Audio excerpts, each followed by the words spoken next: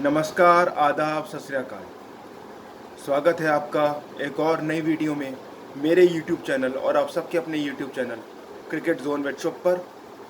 तो जी हाँ, फिर से मैं एक वीडियो लेकर आ गया हूँ आप लोगों के सामने क्रिकेट के मुद्दों पर, क्रिकेट पर बातचीत करने के लिए।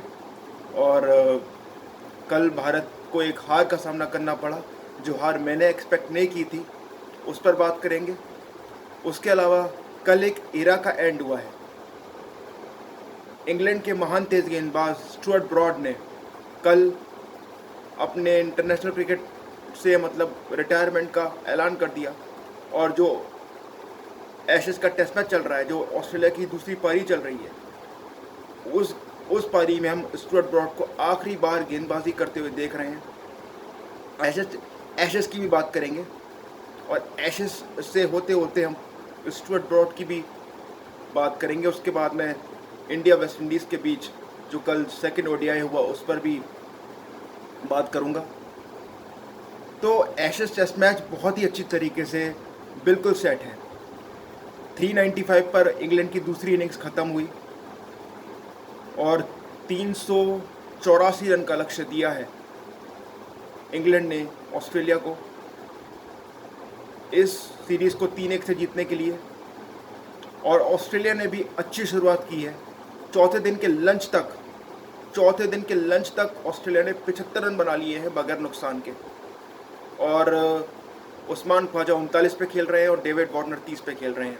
दोनों ने अच्छी शुरुआत की है। 309 रन अभी ऑस्ट्रेलिया को चाहिए और 10 विकेट उनके हाथ में है।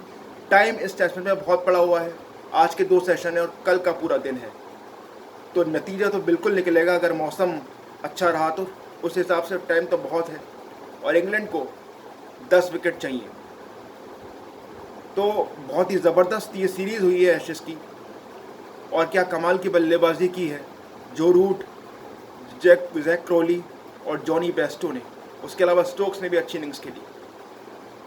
ऑस्ट्रेलिया की बॉलिंग की मैं बात करूं तो स्टार्क ने 4 विकेट लिए। उसके अलावा टॉड मर्फी ने भी 4 आउट किए। एक विकेट पैट कमिंग्स और जॉस हेजलवुड को मिला। तो टेस्ट मैच बहुत ही अच्छी तरह से सेट है। और इस एशेज सीरीज़ में जो क्वालिटी ऑफ क्रिकेट देखने को मिली है वो ज़बरदस्त है। आपको इस पूरी एशेज सीरीज़ में बेहतरीन बॉलिंग स्पेल्स देखने को मिले, बेहतरीन बल्लेबाजी देखने को मिली और एक टॉप क्वालिटी टेस्ट क्रिकेट, जो एक highest level of test cricket होता है, वो आपको देखने को मिला। एक आश्चर्यजनक, एक अकल्पनीय जो एक टर्न अराउंड होता है टेस्ट मैचेस में, वो भी आपको देखने को मिला।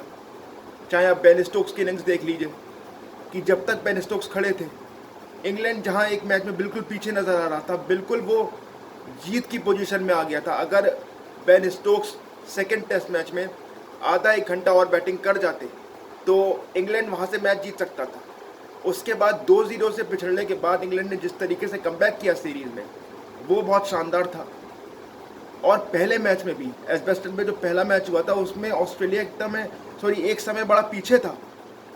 उनको 55 रन चाहिए थे और उनके, मेरे हिसाब से अगर मैं सही कह रहा हूँ तो 7 या 8 विकेट गिर चुके थे, जिसमें फिर लाइन ने और कमिंग्स ने पार्टनरशिप करके ऑस्ट्रेलिया को जीत दिलाई थी। तो बड़ा ही ज़बरदस्त एक क्रिकेट का माहौल बना है एशेज़ में। कभी लगता था कोई टीम बिल्कुल हावी है तो दूसरी टीम कमबैक करती थी। हालांकि इंग्लैंड अनफॉर्चुनेट भी रहा। जो चौथा टेस्ट मैच था, पूरी तरह से इंग्लैंड ने डोमिनेट किया, लेकिन वो टेस्ट मैच आखिरी के 2 दिन बारिश की वजह से हो नहीं पाया। नहीं तो इंग्लैंड वो टेस्ट मैच जीत जाता और काफ़ी करीब था उस मैच में जीतने की, और ये सीरीज़ अभी 2-2 की बराबरी पे खड़ी होती। और ये जो टेस्ट मैच चल रहा है आखिरी, ये एक डिसाइडिंग टेस्ट मैच होता है एशेज़ के लिए। उस टेस्ट मैच के ड्रॉ होने से ऑस्ट्रेलिया ने एशेज़ को रिटेन कर लिया और अब इंग्लैंड इस सीरीज़ को सिर्फ बराबर कर सकता है अगर वो 10 विकेट हासिल कर ले इस मैच में। और अगर ऑस्ट्रेलिया 309 रन बना ले, क्योंकि 309 रन बनाने का पूरा टाइम है ऑस्ट्रेलिया के पास, बैटिंग ऑस्ट्रेलिया की भी अच्छी है, पूरे केपेबल है ऑस्ट्रेलिया कि वो 309 रन बना भी सकते हैं। तो अगर ऑस्ट्रेलिया 309 रन बना लेता है तो वो सीरीज़ 3-1 से जीत जाएंगे। तो दोनों टीमों के लिए काफ़ी कुछ इस मैच में है जिसको वो लुक फॉरवर्ड कर सकते हैं, जो उनको और भी ज़्यादा मतलब इस बात के लिए प्रोत्साहित करेगा कि ये मैच बिल्कुल ज़बरदस्त एक, वो कहते हैं ना, आखिर तक जाए। बहुत ही इस तरीके से ये मैच होगा। मेरा कहने का मतलब ये है, क्योंकि जो क्वालिटी ऑफ क्रिकेट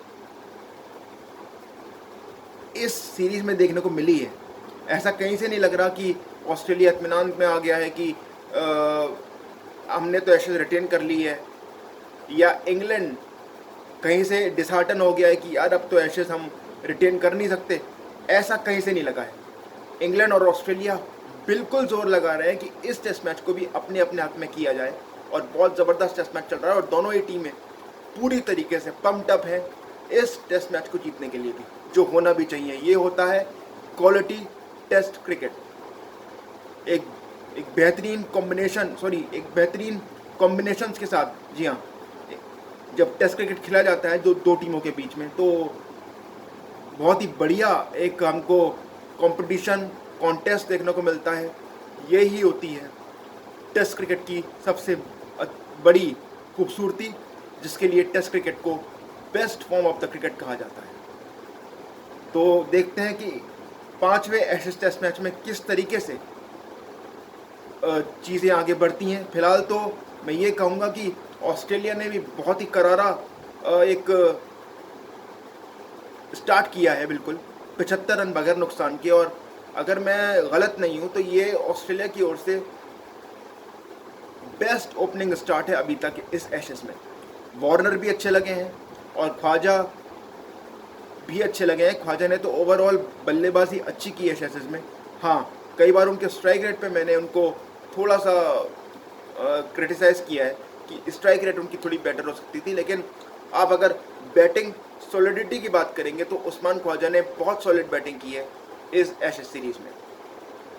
उसके बाद कल एक बहुत बड़ा ऐलान किया इंग्लैंड के महान तेज़ गेंदबाज स्टुअर्ट ब्रॉड ने कि ये जो टेस्ट मैच है ओवल में जो खेला जा रहा है, एशेज का आखिरी टेस्ट मैच, ये उनके करियर का भी आखिरी टेस्ट मैच होगा।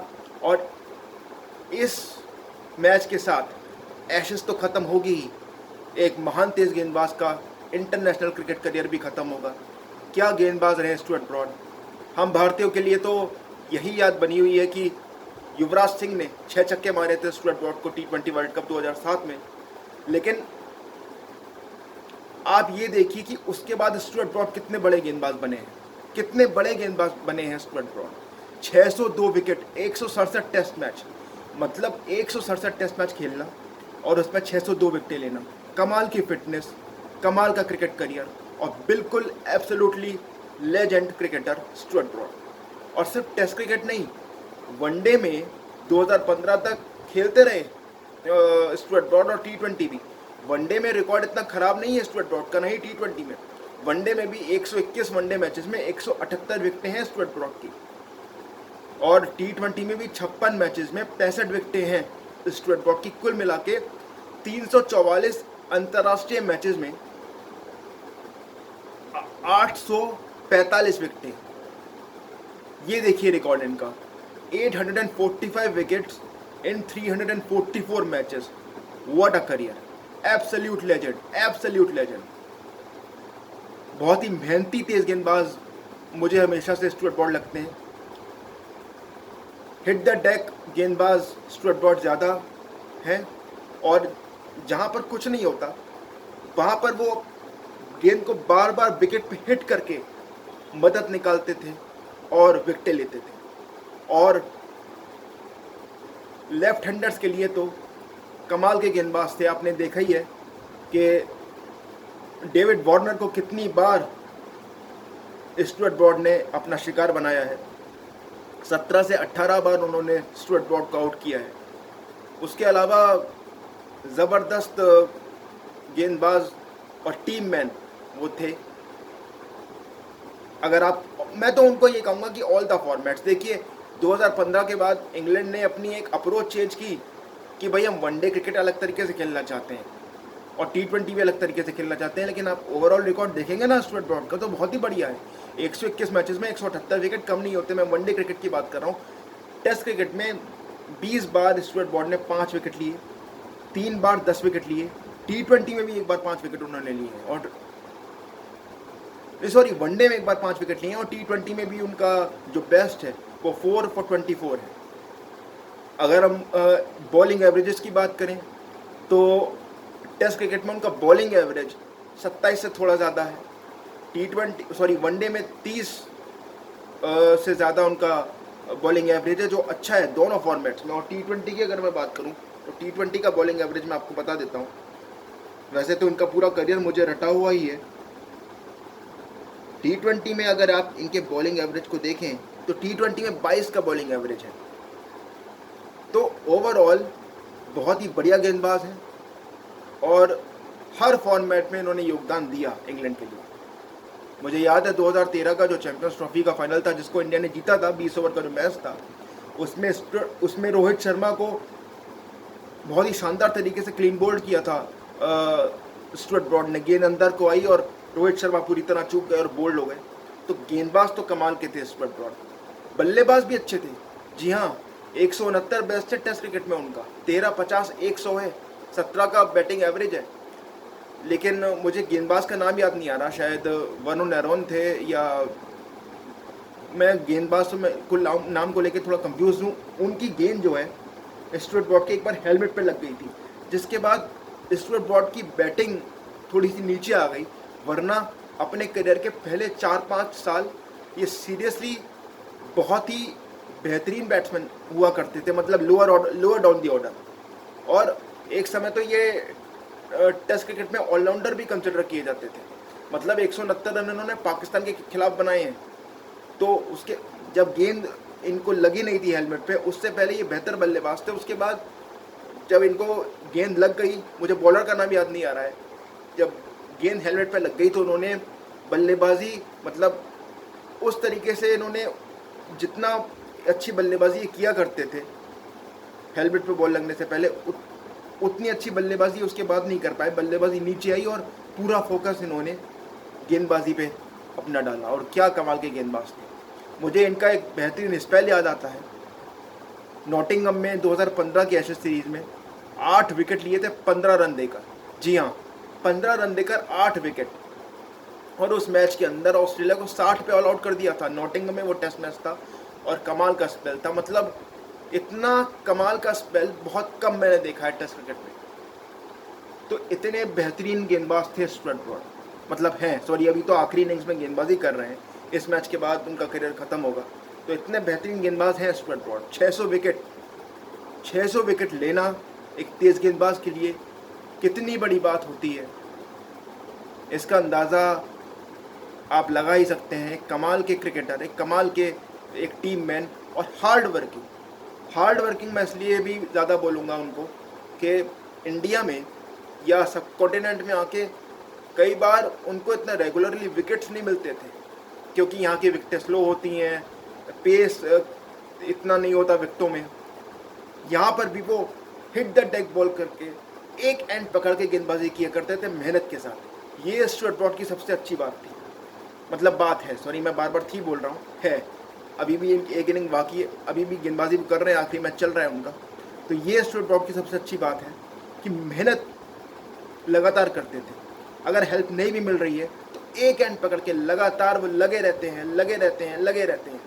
ये सबसे अच्छी बात है स्टुअर्ट ब्रॉड की। और एक परफेक्ट टीम मैन और कैप्टन भी रहे इंग्लैंड के T20 के कैप्टन भी स्टुअर्ट ब्रॉड रहे हैं। 2012 का मुझे याद है T20 वर्ल्ड कप, और 2014 का T20 वर्ल्ड कप, जो दोनों ही टूर्नामेंट इंग्लैंड अच्छा प्रदर्शन नहीं कर पाया, उसमें कप्तान स्टुअर्ट ब्रॉड थे। लेकिन कप्तान अकेला जिम्मेदार नहीं होता किसी भी टीम के अच्छे प्रदर्शन के लिए और बुरे प्रदर्शन के लिए। कप्तान तो स्टुअर्ट ब्रॉड थे। और 2010 के T20 वर्ल्ड कप में जो इंग्लैंड ने जीता था पॉल कॉलिंगवुड की कप्तानी में, उसमें खेले थे स्टुअर्ट ब्रॉड, और उसमें अच्छा खासा योगदान था स्टुअर्ट ब्रॉड का। लेकिन जब 2015 वर्ल्ड कप का डिबेकल हुआ इंग्लैंड का, और 2014 के T20 वर्ल्ड कप में और 2012 के T20 वर्ल्ड कप में इंग्लैंड की कप्तानी, मतलब उनकी कप्तानी में इंग्लैंड T20 वर्ल्ड कप में अच्छा प्रदर्शन नहीं कर पाया, तो स्टुअर्ट ब्रॉड ने पहले कप्तानी छोड़ी। उसके बाद 2015 वर्ल्ड कप में इंग्लैंड का डिबेकल हुआ, और फिर स्टुअर्ट ब्रॉड और जेम्स एंडरसन ये दोनों ही वनडे क्रिकेट से दूर हो गए, और इन दोनों ने अपना पूरा फोकस टेस्ट क्रिकेट पर डाल दिया। लेकिन चलिए, जेम्स एंडरसन की बात तो किसी और दिन करेंगे, लेकिन स्टुअर्ट ब्रॉड का वनडे करियर भी जो है वो अच्छा है, बुरा नहीं है, अच्छा खासा उनका वनडे करियर भी है। तो एक कमाल के गेंदबाज, कमाल के टीम मैन, और कोई भी कप्तान चाहेगा कि ऐसा गेंदबाज उनकी टीम में ज़रूर हो। और जब वो पूरी अपनी फॉर्म में हिट द डेक बॉलिंग करते थे तो बहुत ही कमाल के गेंदबाज और बहुत ही घातक गेंदबाज होते थे। और लेफ्ट हैंडर्स को जो उनकी लाइन होती थी, आहा आहा, कमाल की, मतलब आय हाय, मतलब मैं क्या बोलूं, स्लिप में लगातार वो आउट करते थे लेफ्ट हैंडर्स को। और LBW जो करते थे, पैड पे बॉल मारते थे, और राइट हैंडर्स को बॉल उनकी कट के अंदर की तरफ आती थी, जिसमें कई बार राइट हैंडर्स बैट्समैन चूकते थे और बोल्ड होते थे। तो ये है स्टुअर्ट ब्रॉड की खासियत। मतलब 167 टेस्ट मैच जिस इंसान ने खेले हों, 121 वनडे खेले हों, 56 T20 खेले हों, 845 विकेटें हासिल की हों 344 इंटरनेशनल मैचेस में, वो गेंदबाज क्या ही गेंदबाज होगा, कमाल का गेंदबाज। मतलब मेरा कहने का मतलब क्या गेंदबाज होगा, ये आप अंदाज़ा ही लगा सकते हैं। और कोई भी बल्लेबाज जब स्टुअर्ट ब्रॉड अपनी पीक पर हों तो उनका सामना बिल्कुल नहीं करना चाहेगा। मतलब क्या गेंदबाज थे, क्या ही वो बॉलर थे, ज़बरदस्त, एक तरीके की आफत थे बल्लेबाज के लिए, आफत। तो मैं यही अब कह सकता हूँ भाई, हम बड़े खुशनसीब हैं कि हमने स्टुअर्ट ब्रॉड को बॉलिंग करते देखा। और एक जो ट्रांसफॉर्म होता है ना किसी क्रिकेटर का, जब 6 छक्के पड़े उनको, तो उस समय लगा नहीं था कि यार ये 600 विकेटें ले सकते हैं टेस्ट क्रिकेट में। मैं सीरियसली बताऊं, मैं अपनी बता रहा हूँ आपको। लेकिन जिस तरीके से स्टुअर्ट ब्रॉड ने अपने आप को ट्रांसफॉर्म किया, क्योंकि 6 छक्के जब भी किसी गेंदबाज को लगते हैं वो आसान नहीं होता किसी बॉलर के लिए, लेकिन जिस तरीके से अपने आप को ट्रांसफॉर्म किया स्टुअर्ट ब्रॉड ने, उसके बाद वो कमाल था। और 600 विकेटें टेस्ट क्रिकेट में लेना किसी गेंदबाज की महानता को बिल्कुल दर्शाता है। और जो मेहनत वो करते थे एशियन सब कॉन्टिनेंट में आके, क्योंकि मैंने जैसा आपको बताया कि एशिया में कई बार उनको विकेट नहीं मिलती थी, लेकिन हिट द डेक बॉलिंग, एक लाइन और लेंथ पकड़ के गेंदबाजी, क्योंकि कई बार देखिए एशिया में गेंद स्विंग नहीं होता है क्योंकि स्लो विकेटें होती हैं यहाँ पे, तो यहाँ पे आपको पेशेंस की ज़रूरत पड़ती है। तो स्टुअर्ट ब्रॉड वही करते थे, जब उनको लगता था कि यार बॉल स्विंग नहीं हो रहा है, कुछ ज़्यादा बॉल में हो नहीं रहा है, तो वो एक लाइन, एक टप्पा पकड़ के मेहनत के साथ लंबे लंबे स्पेल्स किया करते थे। 7 से 8 ओवर का स्पेल वो ऐसे ही कर देते थे। तो एक जो फील्डिंग कैप्टन है उसको एक कंट्रोल मिल जाता था कि यार इतना बड़ा गेंदबाज एक एंड को पकड़ के रखा है, मैं दूसरे एंड से रोटेट कर सकता हूँ बॉलर्स को, लेकिन एक एंड तो यार इसका है और ये इतनी आसानी से बैट्समैन को खुल के नहीं खेलने देगा। और वही करते थे स्टुअर्ट ब्रॉड, और उसी में वो बल्लेबाज की एकाग्रता को तोड़ते थे और विकेटें लेते थे। तो कमाल के गेंदबाज थे स्टुअर्ट ब्रॉड। और विकेटें चाहे आप पेस बॉलिंग फ्रेंडली कंडीशंस में लो या स्पिन बॉलिंग फ्रेंडली कंडीशंस में, 600 विकेटें जब कोई गेंदबाज लेता है ना, तो वो किसी भी देश का बॉलर हो, किसी भी देश का बॉलर हो, किसी भी कंडीशन में उसने आउट किए हो, 600 आउट कोई नहीं करता। 600 आउट ज़्यादा लोग नहीं करते हैं भाई। इतनी फेमस क्रिकेट हिस्ट्री है, कितने खिलाड़ियों ने 600 आउट किए हैं आज तक? 150 साल की क्रिकेट हिस्ट्री है, सिर्फ 2 ही खिलाड़ी हैं जिन्होंने 600 आउट किए हैं। फास्ट बॉलर्स में मैं बात कर रहा हूँ, सिर्फ 2 ही तेज गेंदबाज हैं जिन्होंने 600 आउट किए हैं टेस्ट मैच में, वो जेम्स एंडरसन है और स्टुअर्ट ब्रॉड है। मतलब इंग्लैंड कितना भाग्यशाली रहा है कि एक एंड पर जेम्स एंडरसन और एक एंड पर स्टुअर्ट ब्रॉड,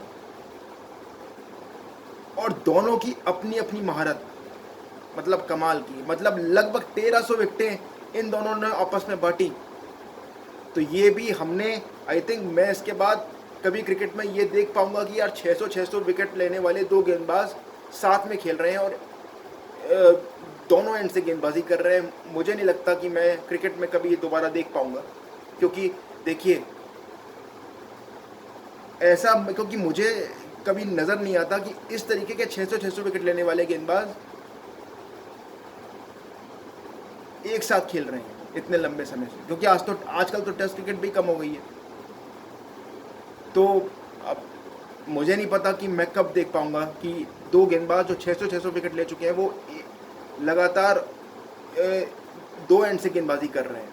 तो ये भी कमाल का एक्सपीरियंस था और इंग्लैंड बहुत ही ब्लेस्ड रहा है कि उनके पास ब्रॉड और एंडरसन थे। एंडरसन का भी न्यूज़ आई है कि एंडरसन ने मना कर दिया है कि अभी वो संन्यास लेने नहीं जा रहे हैं, क्योंकि खबर ही आई थी कि स्टुअर्ट ब्रॉड ने संन्यास की घोषणा की तो कहीं जेम्स एंडरसन भी ना कर दें।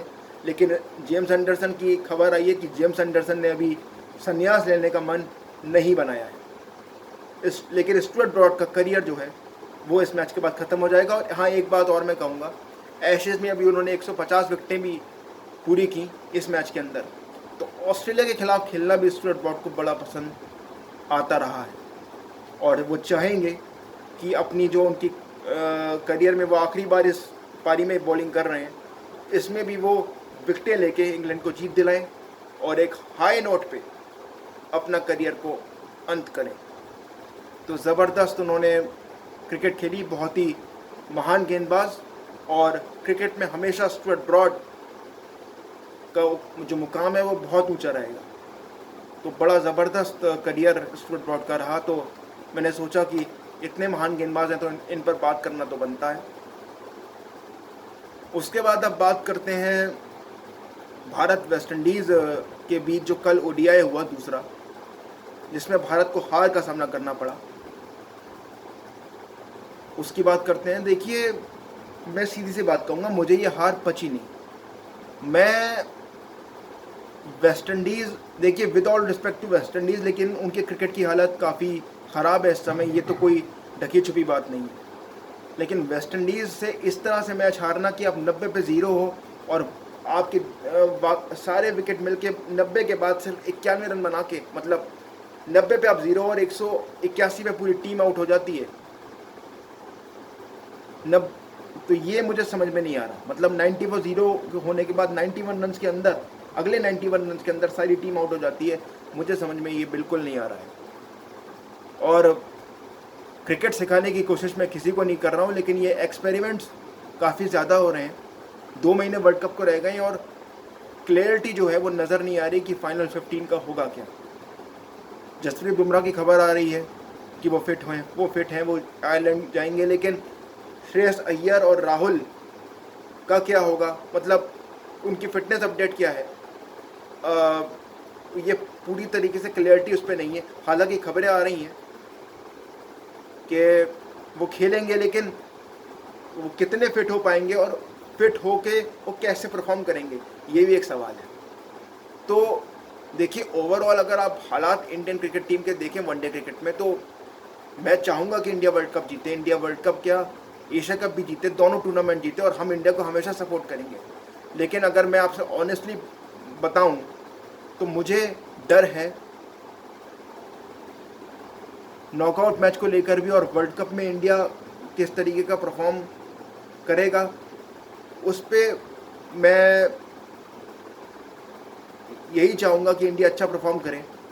लेकिन मुझे डर है कि अभी कई सारी चिंताएं हैं भारतीय क्रिकेट के सामने, जिन चिंताओं को उन्हें दूर करना है वर्ल्ड कप से पहले, और अब टाइम इतना नहीं है। तो अब देखना होगा कि कोच जो हैं हमारे राहुल द्रविड़ सर और कप्तान रोहित शर्मा, वो इतने कम वक्त में इन चिंताओं को कैसे दूर करते हैं, कैसे इन सारी परेशानियों को दूर करते हैं। तो मुझे तो बिल्कुल ये हार पची नहीं है। और वेस्ट इंडीज़ के सामने तो मैं ये समझ रहा था कि 300 साढ़े 300 रन इंडिया बनाएगी इस विकेट पे, और जैसा स्टार्ट हुआ था उससे मेरी उम्मीद और बढ़ गई थी कि इंडिया एक अच्छा खासा स्कोर बनाएगी, लेकिन इंडिया तो 200 रन भी नहीं बना सकी। तो बहुत ही ख़राब प्रदर्शन भारत ने किया है इस मैच में, और ये मैंने बिल्कुल एक्सपेक्ट नहीं किया था। रोहित शर्मा और विराट कोहली इस मैच में खेले नहीं थे। लेकिन देखिए, ये बिल्कुल भी एक्सक्यूज़ नहीं हो सकता कि रोहित शर्मा और विराट कोहली नहीं खेले इसलिए मैच हार गई इंडिया। क्योंकि मैं कई फैंस को देख रहा हूँ सोशल मीडिया पे कि वो ये कह रहे हैं कि विराट और रोहित नहीं थे इसलिए मैच हार गई।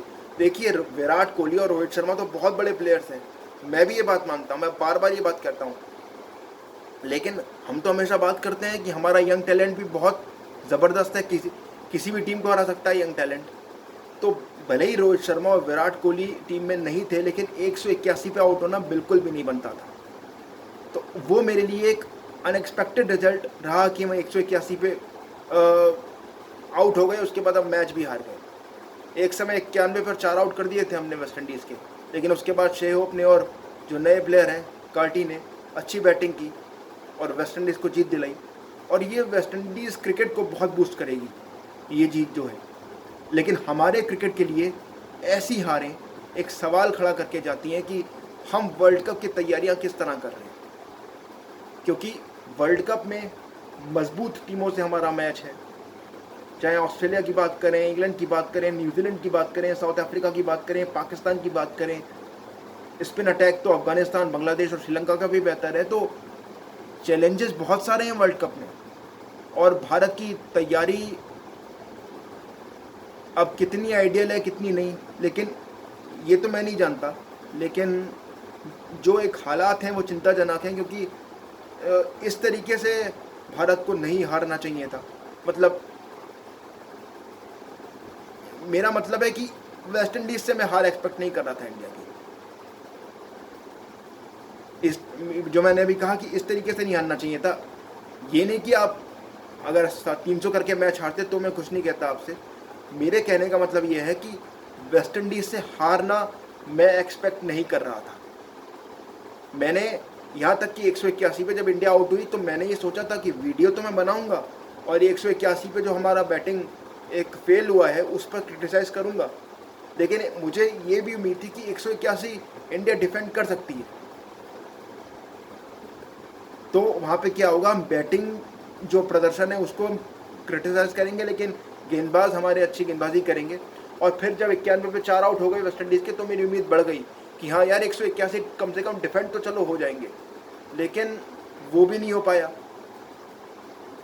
तो भारत की जो हार है मेरे हिसाब से मेरे लिए काफ़ी अनएक्सपेक्टेड थी, और मैंने बिल्कुल भी नहीं सोचा था कि इस तरीके से हमें हार का सामना करना पड़ेगा वेस्ट इंडीज़ के सामने।